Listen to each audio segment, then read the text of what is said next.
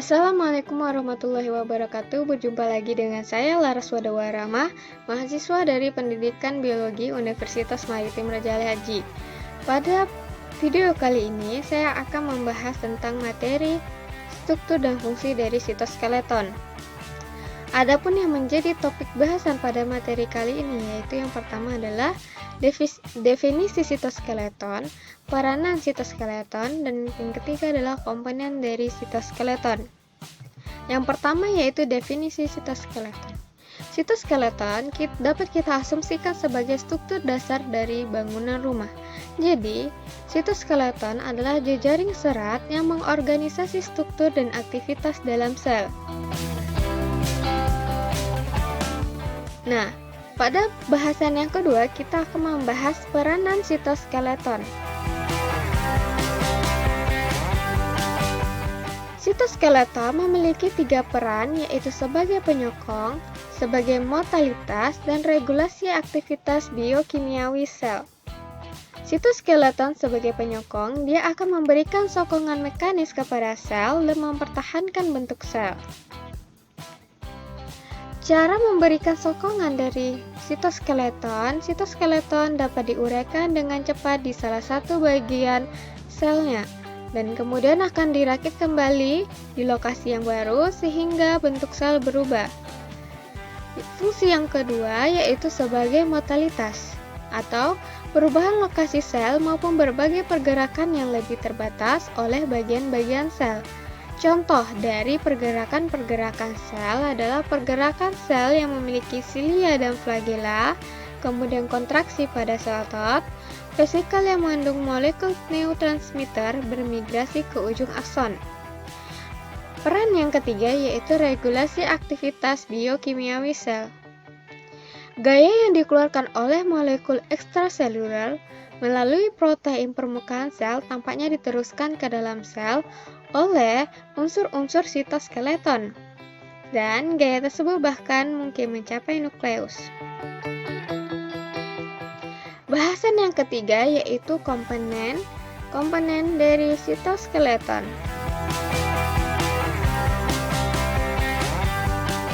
Komponen-komponen sitoskeleton terdiri dari 3, yaitu mikrotubulus, mikrofilamen, dan filamen intermediate. Mikrotubulus merupakan serat yang paling tebal di antara tiga tipe serat. Kemudian mikrofilamen merupakan serat yang paling tipis. Kemudian yang ketiga adalah filamen intermediate. Filamen intermediate bisa kita lihat dari asal katanya yaitu intermediate. Jadi, filamen intermediate adalah serat yang memiliki diameter dengan kisaran menengah di antara mikrotubulus dan mikrofilamen. Mikrotubulus merupakan tabung silinder yang memiliki ukuran dengan diameter 20. Tersusun dari subunit protein tubulin yaitu alfa dan beta tubulin. Mikrotubul berfungsi sebagai alat untuk organel dan vesikel untuk bergerak. Selain itu, mikrotubul juga membentuk fiber atau benang-benang fiber spindle untuk memisahkan kromosom selama proses mitosis. Dalam flagella dan silia mikrotubulus digunakan sebagai lokomotif. Ternyata mikrotubulus ini memiliki 2 bagian, yaitu ujung plus dan ujung minus. Pembentukan mikrotubul memerlukan GTP. Mikrotubul memiliki sifat dynamic instability, artinya dia akan mudah terurai dan juga mudah pula terbentuk. Pada bagian plus N, bagian tepi, dia akan lebih terpolimerisasi lebih cepat daripada bagian N plus minus. Bisa dilihat ini adalah gambar dari mikrotubulus. Ternyata mikrotubulus itu dapat tersusun dalam bentuk single, double, dan triple protofilamen. Mikrotubul itu berupa sentrosom dan sentriol. Pada sel hewan, mikrotubulus tumbuh keluar dari sentrosom. sentrosom, yaitu wilayah yang sering terletak di pusat nukleus dan dianggap sebagai pusat pengorganisasi dari mikrotubulus.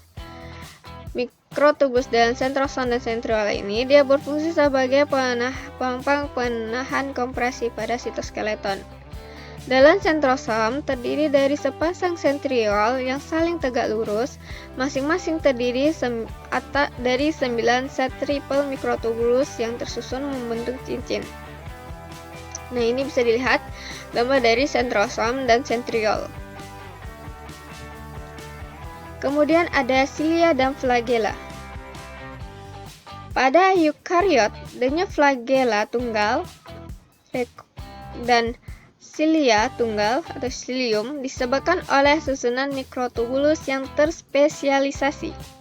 Selain itu, sperma hewan, alga dan beberapa tumbuhan memiliki flagella, sedangkan silia ditemukan di lapisan trakea dan saluran telur pada wanita. Silia memiliki diameter sekitar 0,25 mikrometer dan panjang 2-20 mikrometer. Flagella memiliki diameter sama namun lebih panjang, sekitar 10-200 mikrometer. Selain itu, jumlah flagella biasanya 1 atau 2. Kemudian, bagian dari sitoskeleton yang kedua adalah mikrofilamen. Mikrofilamen adalah batang kecil pada berdiameter sekitar 7 nanometer. Mikrofilamen itu sangat kecil, fiber proteinnya biasa berdiameter 3-6 nanometer. Mikrofilamen mayoritas terdiri dari protein kontraktil yang disebut aktin, protein yang terdapat dalam jumlah banyak dalam sel. Kemudian filamen aktin juga terlibat dalam sitokinesis dan pergerakan sel. Penggabungan mikrofilamen dengan protein miosin berguna untuk kontraksi otot. Mikrofilamen juga digunakan untuk pergerakan sel seperti pergerakan halus, gliding, kontraksi, dan sitokinesis. Bisa dilihat ini yang merupakan gambar dari mikrofilamen. Mikrofilamen ini dapat berupa aktin, yaitu biasa terdapat di sel otot. Kemudian bahasa yang ketiga adalah filamen intermediate. Nah, ini merupakan gambar dari filamen intermediate di mana dia memiliki ukuran di antara mikrotubulus dan mikrofilamen.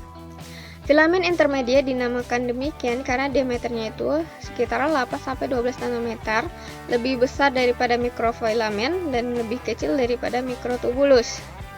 Filamen intermediate ini berfungsi untuk memberikan kekuatan tekanan dalam sel. Strukturnya biasa terdiri dari protein alpha helix berserat yang seperti tali, kabel terpilin, kemudian tersusun berupa dimer atau dan tetramer, kemudian memiliki sifat dinamis yang paling rendah dibanding dua lainnya. Kemudian ada beberapa dari tipe-tipe filamen intermediate yang masih dibangun dalam satu protein atau lebih, yaitu yang pertama adalah keratin yang ditemukan dalam sel epitel dan juga membentuk rambut dan kuku. Jadi keratin itu biasa ditemukan di rambut dan kuku. Itu merupakan salah satu dari bentuk filamen intermediate. Kemudian ada lamin, inti yang menstabilisasi selaput inti. Kemudian ada neurofilamen yang menguatkan akson saraf yang panjang. Kemudian ada fimentin yang memberikan kekuatan mekanik otot dari sel lain. Sekianlah materi yang dapat saya sampaikan mengenai struktur dan fungsi dari sitoskeleton. Saya ucapkan wabillahi taufiq wa hidayah. Wassalamualaikum warahmatullahi wabarakatuh.